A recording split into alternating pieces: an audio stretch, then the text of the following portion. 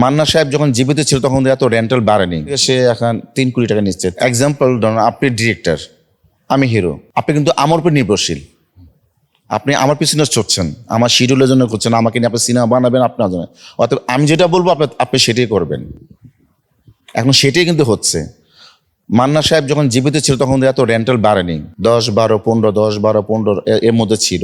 আমার প্রিয় ছবি শাকিব খানের রেন্টাল ছিল মাত্র 1 লক্ষ টাকা, আপনারা শুনেছেন, ডিরেক্টর বজরঙ্গ খোকন সাহারার সঙ্গে। সেখান থেকে সে এখন 3 কোটি টাকা নিচ্ছে। 3 কোটি নেওয়ার পরও তার পিছনে আরো 20-30 লাখ টাকা খরচ আছে, তার ড্রেস আপ, তার আনুষ্ঠানিক তার আরো খরচ আছে, তার সঙ্গে তার এসিস্ট্যান্ট থাকে, আরো কিছু খরচ আছে যেগুলি আপনার বাইরে থাকে আর কি। শুটিং এর কিছু লোকেশন থাকে, দেশের বাইরে করবো এই করবো, এইসব আরো খরচ বেড়ে যায়।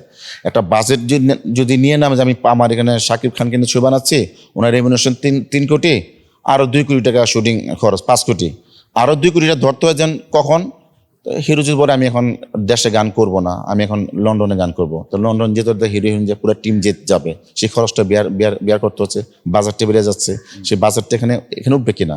আর যখন নাকি একটা খেলার মাঠে ভাই কোনো প্লেয়ার না থাকে, একজন খেলোয়াড় থাকে, তো সেই তো ভাই স্টার। ইন্ডাস্ট্রিজে কোনো হিরো নেই, উনি একা রাজত্ব করছে। এখন দেখেন এই চলচ্চিত্রের যারা ওনার পিছনে শ্রম দিয়েছে, যেখান থেকে উনি আজকে শাকিব খান হয়েছেন, তারা এখন তাদের নিয়ে কিন্তু উনি ছবি বানাচ্ছে না।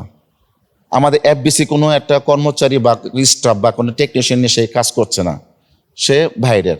তাকে বোঝানো হচ্ছে আমাদের বাংলাদেশের এই আপনার ক্যামেরা ভালো না, এটা ভালো না, সেটা ভালো না, বাইরের জিনিস ভালো, ভারতের জিনিস ভালো, মাদ্রাসের জিনিস ভালো, ওখান থেকে আমরা টেকনিশিয়ান নিবো, ওখান থেকে আমরা এটা নেবো, ফাইট ডিরেক্টর নিবো, নেব।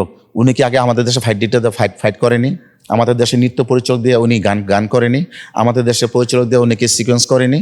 তাহলে কি আমাদের দেশে কি মেধা পরিচালক নেই, মেধা নৃত্যশিল্পী নেই, মেধা ফাইট ডিরেক্টর নেই? সবই আছে।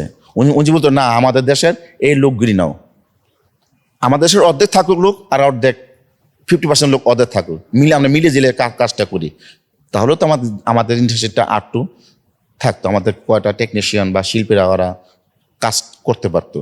এগুলি উনি করেনি। উনি এখনো সময় আছে, যদি উনি চায় যে ওনার সাথে 2-1 জন, উনি তো ক্ষণস্থায়ী থাকবেন না ভাই। একসময় একটা জিনিসের একটা লিমিটেশন আছে, শেষ, উত্থান আছে, পতনও আছে মানুষের, অনেক দেখেছি। তো উনি যদি চায় না আমি 2টা হিরো এখানে তৈরি করি, 2টা নায়ক আমি এখানে বানিয়ে গেলে আমার নাম বলে যায় সাকিব ভাইয়ের ধারা, আমি আজকে এ পর্যায়ে আসছি, তা করার উচিত। এখনো সময় আছে, যেহেতু ওনার পর এখন মিডিয়ার লোক ওনার প্রতি নির্ভরশীল।